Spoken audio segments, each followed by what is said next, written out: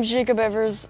Here's my setup. I got a HA 680 front wing, a Dart 120 tail, but I usually ride the Dart 140, the old carbon fiber mast, and then the foil drive mini pod.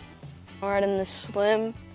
The batteries I like the most are the Sports because they're light. I got 2 propellers with the blue blades. I like the most because it's like a good balance between like the torque and the speed of the 2-blade and the torque of the 3-blade. I like the foil drive because it helps me like practice for when I prone, and it also gets me more ride time. So I just got the new mini pod, and I like it a lot more than the old like big pod because it's way more water dynamic. And like if you dip, you like hardly even feel it.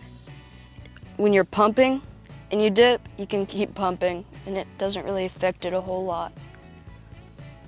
You don't really have to like get up in like on a wave like how you would with while proning, and you can just do more airs and you're more in control of the board with straps. I'm learning 360s right now. They're the most fun for me, but airs back into white water is also pretty fun. I started surfing and skimboarding, and then my dad got into wing foiling and he taught me how to foil. He takes me and he got one for himself. And it's definitely more fun with multiple people. When you're foiling, you have to like draw out your turns more. You can't like just snap, and it looks better. It looks more stylish when you surf like flowy instead of like snap, in my opinion. I like the foil drive for when it's like super small out and it wouldn't be fun for like surfing or even skimboarding. And then you can also get like way far out from the crowd and just glide like all the way in. You don't have to like pump back out or anything and like use all your energy. You can also get like way far down the beach away from everyone, so you don't get like cut off or like scare anyone with the foil drive. So my name is Brad Evers. I've been foiling maybe like 5 years now and started on like the OG slingshot and go foil stuff, and I'm also riding Armstrong now. With the foil drive, it like allows you to get that water time is like exponentially higher than waiting forever to catch a wave, or the motor aspect honestly like just accelerates your learning curve, and you wipe out more and you learn what not to do faster, and you're up and riding and having more fun. Beyond that, it opens up possibilities. Like there's days, I think I counted last year, we did foil driving like 10 days straight when we would have like not even otherwise busted out the longboards or the skimboards. So it's good for getting out in the ocean when the waves are tiny here in Florida, like knee deep. You can't even prone it because the waves are breaking in 2 feet of water and you'd bump bottom.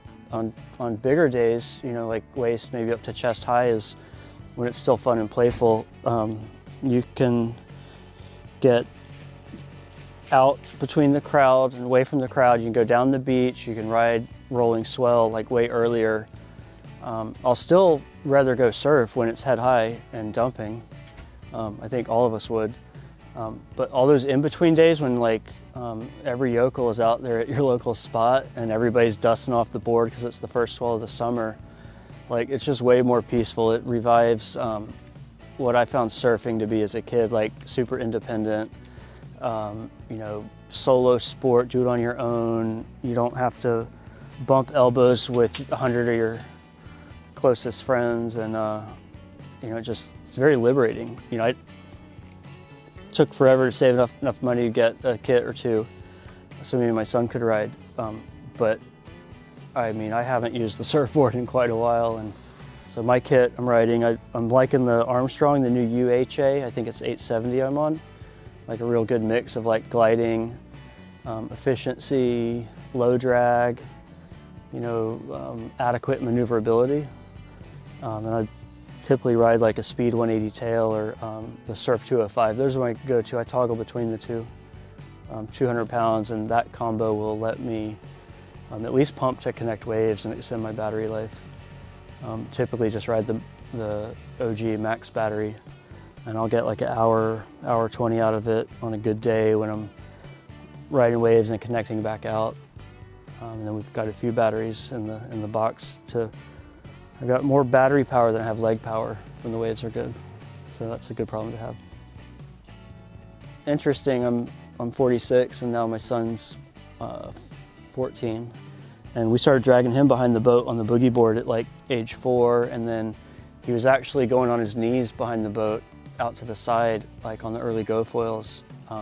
He's like maybe age 6 or 7. So it's been really cool to like, you know, kind of have another engaging thing to do with him, to get him off the phone, away from the computer.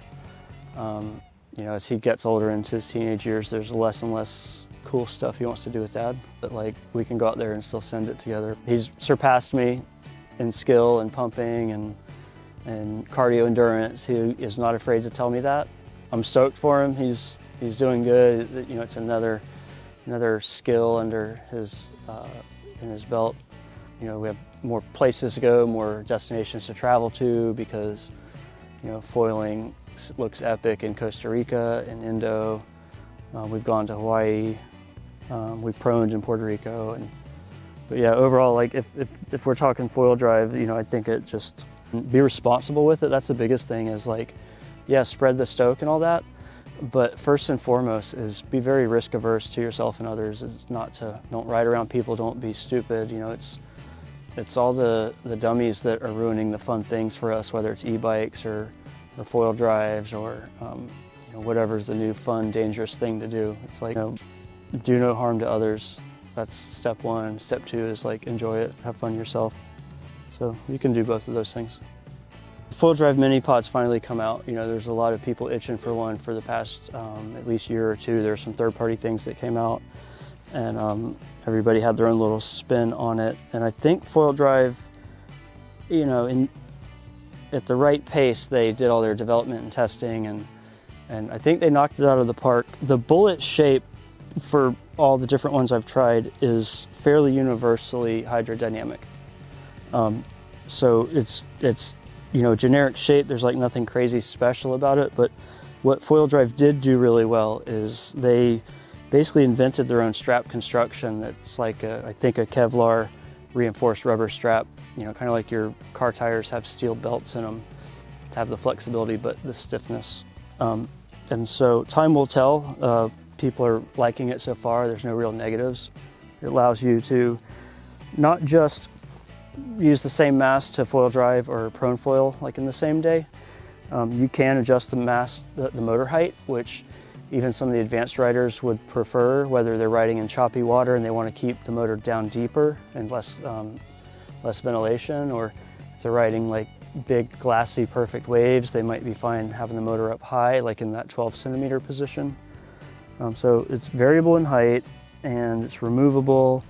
And yeah, it's got like the quick latch that you can undo. Honestly, you still got to cut the tape off and maybe for safety undo your electrical connector. But the design itself as a package seems super robust. Like all that frills are taken on and off real fast. Like those are, you know, selling points, I guess. But I care about like the long-term durability and how the thing performs in the water day to day. Truth be told, I have a dedicated mast for foil driving, so I don't have to do the on-off thing. So as long as the thing stays tight as can be, which it is, I mean, it's tighter than any of the other things out there. It's a little compliant, which is not a bad thing. It's adjusting, accommodating to the different shape masts. So, you know, time will tell. I think it'll hold up. It looks like a good product. Definitely reduces the drag, especially if you're going really fast down a wave and you accidentally dip the motor pod. The original one, you know, it was just like hitting a drag chute a foot below the board, which creates this pitching torque. So if you don't nosedive and wipe out, at a minimum, you nosedive and bring your board to the surface, which hits the brakes, and then the wave passes you by. So this thing, you dip down, you don't really hear it, you don't really feel it, and you can bunny hop back up and keep going on your wave. You know, aside from benefits like a little bit of increased battery life and main thing's performance, like riding and gliding on the wave. It doesn't hinder you as much as the OG bullet shaped one, the missile.